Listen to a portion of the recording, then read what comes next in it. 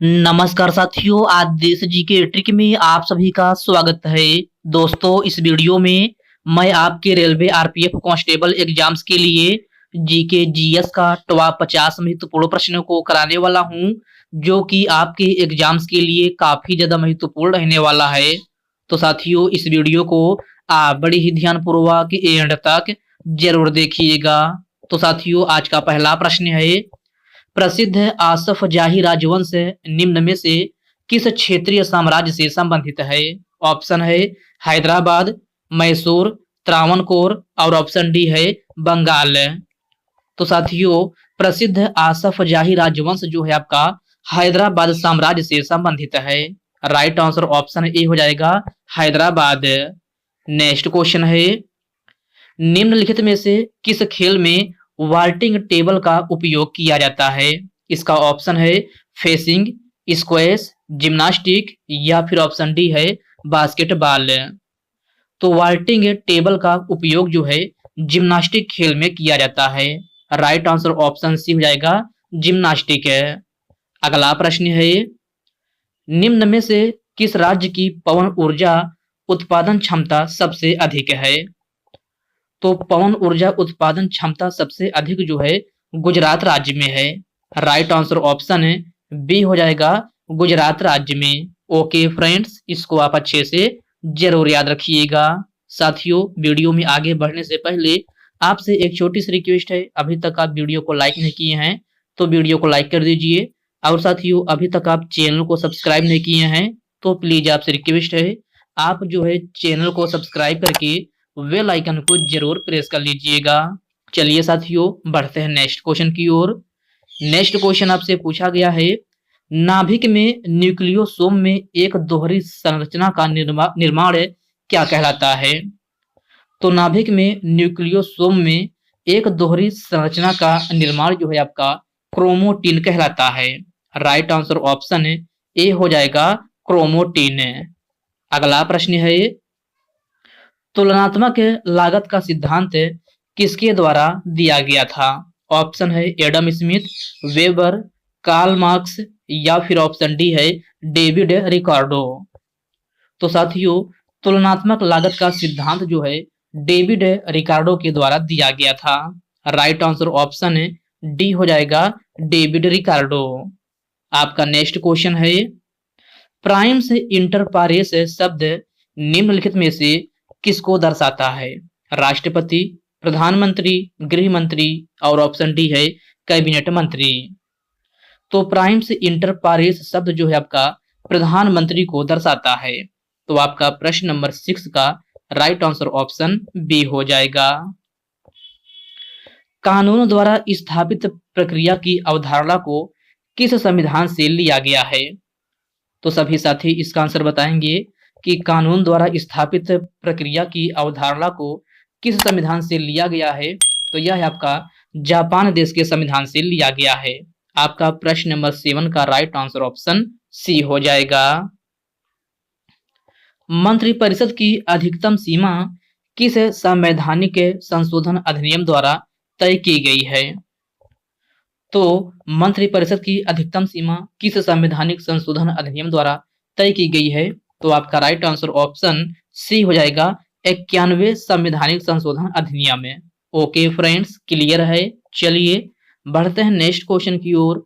Next question आपसे पूछा गया है, रनिंग एंड चेसिंग निम्नलिखित में से किस खेल की एक अनूठी विशेषता है? गोताखोर, खो खो, गोल्फ या फिर हॉकी। तो रनिंग एंड चेसिंग किस खेल की एक अनूठी विशेषता है? तो आपका राइट आंसर ऑप्शन बी हो जाएगा खो खो। ओके फ्रेंड्स, इसको आप अच्छे से जरूर याद रखिएगा। आपका नेक्स्ट क्वेश्चन है, सतपुड़ा की सर्वोच्च शिखर है गुरु शिखर, महेंद्रगिरी, पारसनाथ या फिर धूपगढ़ है? तो सतपुड़ा की सर्वोच्च शिखर जो है आपका धूपगढ़ है। राइट आंसर ऑप्शन डी हो जाएगा। फार्मोसा जल संधि ताइवान को किससे अलग करती है? तो क्वेश्चन को ध्यान से पढ़िएगा। इसमें आपसे पूछा जा रहा है कि फार्मोसा जल संधि ताइवान को किससे अलग करती है? तो यह है आपका किससे अलग करती है? तो यह आपका जापान से अलग करती है। आपका प्रश्न नंबर 11 का राइट आंसर ऑप्शन सी हो जाएगा, जापान। ओलंपिक खेलों को अंतरराष्ट्रीय स्तर का दर्जा कब दिया गया था? ऑप्शन है 1896 में, 1889 में, 1916 में, या फिर ऑप्शन डी है 1867 में।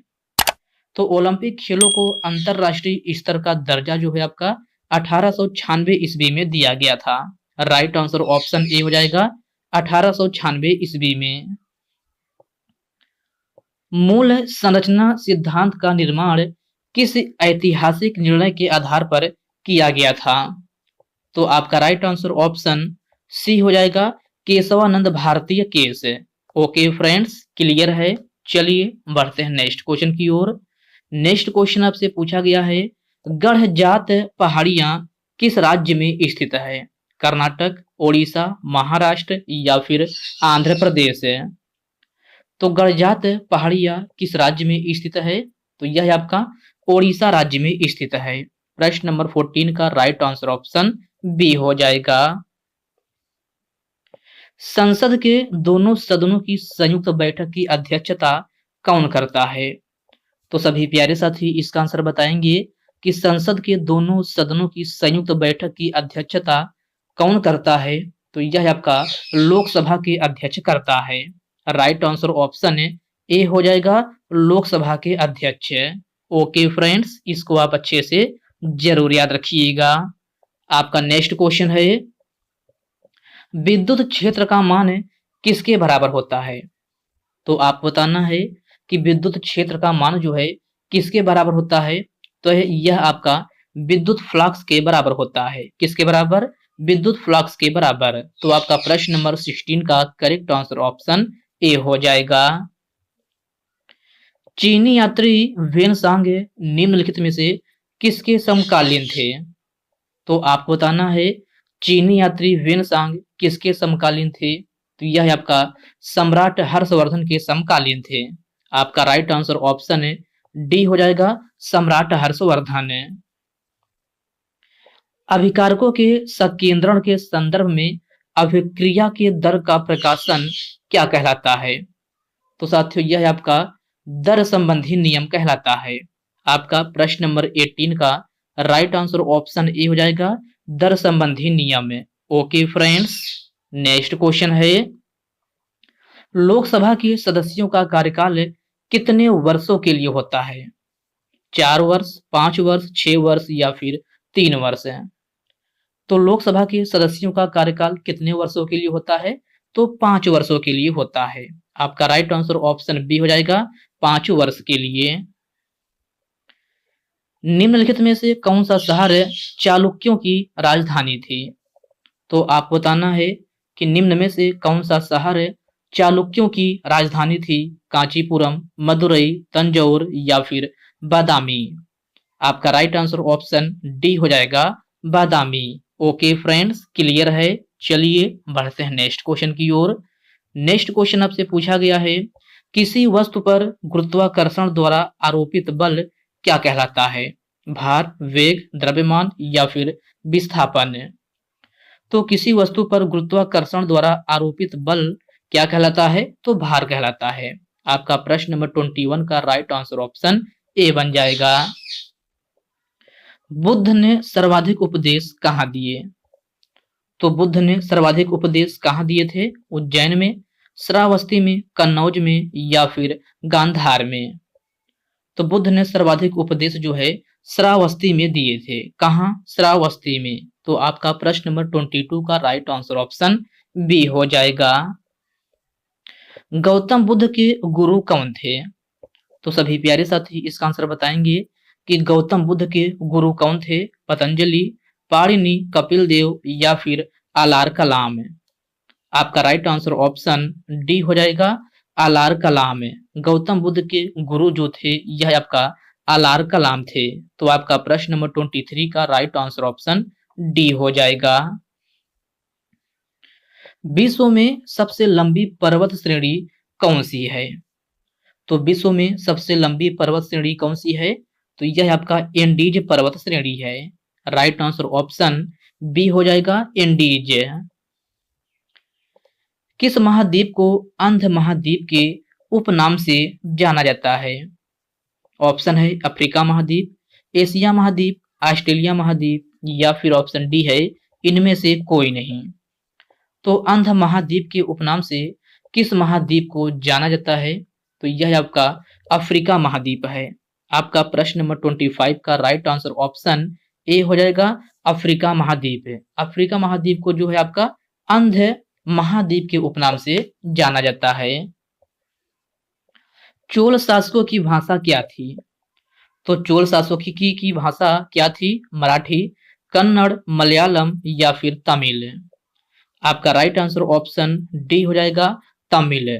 चोल शासकों की भाषा जो थी यह आपका तमिल थी। और साथियों तमिल के साथ साथ संस्कृत भाषा भी इनकी एक भाषा थी। अगर आपके ऑप्शन में तमिल ना दे करके संस्कृत दिया जाए तो आप संस्कृत को भी टिक कर सकते हैं, अगर आपके ऑप्शन में तमिल नहीं है तब। नेक्स्ट क्वेश्चन है, मादा क्यूलेक्स मच्छर किस रोग का वाहक है? तो क्वेश्चन को ध्यान से पढ़िएगा। इसमें आपसे पूछा जा रहा है कि मादा क्यूलेक्स मच्छर किस रोग का वाहक है? तो यह आपका फाइलेरिया का परजीवी वाहक है। राइट आंसर ऑप्शन बी हो जाएगा फाइलेरिया। ओके फ्रेंड्स, क्लियर है। चलिए बढ़ते हैं नेक्स्ट क्वेश्चन की ओर। नेक्स्ट क्वेश्चन आपसे पूछा गया है, महावीर ने जैन संघ की स्थापना कहाँ की थी? वाराणसी में, वैशाली में, कुंडग्राम में या फिर पावा में? तो महावीर जैन ने संघ की स्थापना कहाँ की थी? तो जैन संघ की स्थापना महावीर ने पावा में की थी। आपका प्रश्न नंबर 28 का राइट आंसर ऑप्शन डी हो जाएगा पावा में। भारत में सबसे बड़ा बौद्ध स्तूप कहाँ स्थित है? तो सभी प्यारे साथी इसका आंसर बताएंगे कि भारत में सबसे बड़ा बौद्ध स्तूप कहाँ स्थित है? तो यह आपका सांची में स्थित है। कहाँ? सांची में। आपका राइट आंसर ऑप्शन सी बन जाएगा। प्रधानमंत्री कौन बनता है? तो आपको बताना है कि प्रधानमंत्री जो है कौन बनता है। तो यह आपका लोकसभा में बहुमत दल का नेता जो है प्रधानमंत्री बनता है। तो आपका प्रश्न नंबर 30 का राइट आंसर ऑप्शन सी हो जाएगा। निम्नलिखित में से किस महाद्वीप को पक्षियों का महाद्वीप के उपनाम से जाना जाता है? तो आप बताना है कि किस महाद्वीप को पक्षियों का महाद्वीप के उपनाम से जाना जाता है।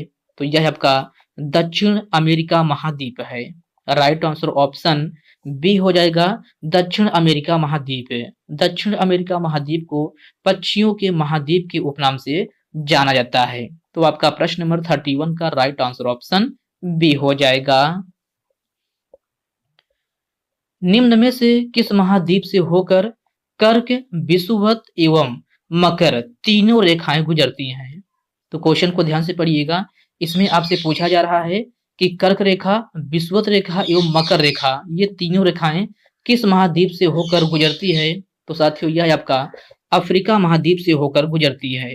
राइट आंसर ऑप्शन डी हो जाएगा अफ्रीका महाद्वीप। ओके फ्रेंड्स, इसको आप अच्छे से जरूर याद रखिएगा। आपका नेक्स्ट क्वेश्चन है, निम्नलिखित में से एशिया का सबसे बड़ा जलप्रपात कौन सा है? तो आपसे एशिया का सबसे बड़ा जलप्रपात पूछा जा रहा है। तो यह आपका हुंडरू जलप्रपात है। राइट आंसर ऑप्शन डी हो जाएगा हुंडरू जलप्रपात। ओके फ्रेंड्स, नेक्स्ट क्वेश्चन है, महात्मा गांधी जल विद्युत उत्पादक प्लांट कहाँ स्थित है? शिव सुंदरम प्रपात, जोग प्रपात, गोगक प्रपात या फिर ऑप्शन डी है धुआंधार प्रपात।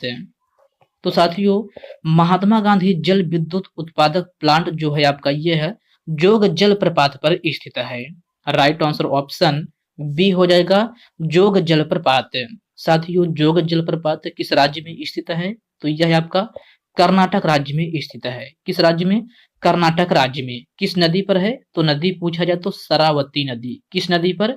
शरावती नदी पर स्थित है, जिस पर महात्मा गांधी जल विद्युत उत्पादक प्लांट स्थित है। तो आप इसको अच्छे से जरूर ध्यान में रखिएगा।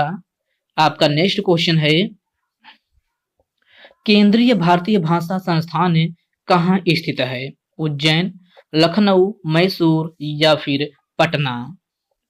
तो केंद्रीय भारतीय भाषा संस्थान जो है आपका कर्नाटक के मैसूर में स्थित है। कहाँ? कर्नाटक के मैसूर में। तो आपका प्रश्न नंबर 35 का राइट आंसर ऑप्शन सी हो जाएगा। किस प्रधानमंत्री ने एक बार पद पर होने के पश्चात दोबारा पद संभाला? तो ये कौन से प्रधानमंत्री थे जो एक बार पद से होने के पश्चात दोबारा पद संभाला? तो यह आपका कौन थे? तो साथियों यह आपका इंदिरा गांधी थी। राइट आंसर ऑप्शन सी हो जाएगा, Indira Gandhi. Okay friends, clear है। चलिए बढ़ते हैं नेक्स्ट क्वेश्चन की ओर। नेक्स्ट क्वेश्चन आपसे पूछा गया है, भारतीय संविधान के अनुसार तथ्यात्मक संप्रभुता निवास करती है तो किसमें होती है? प्रधानमंत्री में, राष्ट्रपति में, लोकसभा अध्यक्ष में या फिर ऑप्शन डी है इनमें से कोई नहीं। आपका राइट आंसर ऑप्शन ए हो जाएगा, प्रधानमंत्री में। ओके फ्रेंड्स, नेक्स्ट क्वेश्चन है, भारत का राष्ट्रीय गीत वंदे मातरम किस ग्रंथ से संकलित है? तो क्वेश्चन को ध्यान से पढ़िएगा। इसमें आपसे पूछा जा रहा है कि भारत का राष्ट्रीय गीत वंदे मातरम किस ग्रंथ से संकलित है? मुंडक उपनिषद, भारत भारती, आनंद मठ और ऑप्शन डी है इनमें से कोई नहीं। आपका राइट आंसर ऑप्शन सी हो जाएगा, आनंद मठ है। भारत का राष्ट्रीय गीत वंदे मातरम जो है आपका आनंद मठ ग्रंथ से संकलित है। तो इसको आप अच्छे से जरूर ध्यान में रखिएगा। भारत के राष्ट्रीय प्रतीक चिन्ह में कितने शेर दिखाई देते हैं? तो सभी प्यारे साथी इसका आंसर बताएंगे कि भारत के राष्ट्रीय प्रतीक चिन्ह में कितने शेर दिखाई देते हैं? 3, 4, 2 या फिर 5? आपका राइट आंसर ऑप्शन ए हो जाएगा, 3। नेक्स्ट क्वेश्चन है, तकलामाकन मरुस्थल किस देश में स्थित है? तो मेरे प्यारे साथियों आपको बताना है कि तकलामाकन मरुस्थल किस देश में स्थित है? चीन में, उज्बेकिस्तान में, तुर्कमेनिस्तान या फिर ऑप्शन डी है इनमें से कोई नहीं। तकलामाकन मरुस्थल आपका चीन में स्थित है। आपका प्रश्न नंबर 40 का राइट आंसर ऑप्शन ए बन जाएगा। निम्न में से कौन सा शहर चोल राजाओं की राजधानी थी? तो चोल राजाओं की राजधानी कौन सा शहर था? तिरुचिरापल्ली, तंजौर, मदुरई या फिर रांची? आपका राइट आंसर ऑप्शन बी हो जाएगा, तंजौर। चोल राजाओं की राजधानी जो थी ये आपका तंजौर थी। निम्नलिखित में से कौन विश्व की सबसे बड़ी झील है? तो विश्व की सबसे बड़ी झील कौन सी है? तो यह आपका कैस्पियन सागर है। राइट आंसर ऑप्शन ए हो जाएगा। लोकसभा चुनाव में पराजित होने वाली या होने वाले प्रधानमंत्री हैं? तो लोकसभा चुनाव में पराजित होने वाले प्रथम यहाँ पर पूछा गया है, प्रथम प्रधानमंत्री कौन है? तो साथियों यह आपका इंदिरा गांधी थी।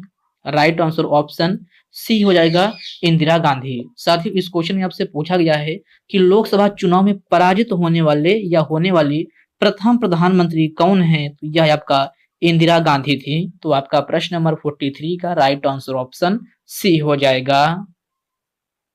नमक सत्याग्रह किस ईस्वी से प्रारंभ हुआ था? तो नमक सत्याग्रह किस ईस्वी से प्रारंभ हुआ था? 1930 में, 1926 में, 1936 में या फिर 1927 में? तो नमक सत्याग्रह आपका 1930 ईस्वी से प्रारंभ हुआ था। आपका प्रश्न नंबर 44 का राइट आंसर ऑप्शन ए हो जाएगा, 1930 में। गांधी जी को महात्मा की उपाधि किसने दी थी? तो क्वेश्चन को ध्यान से पढ़िएगा।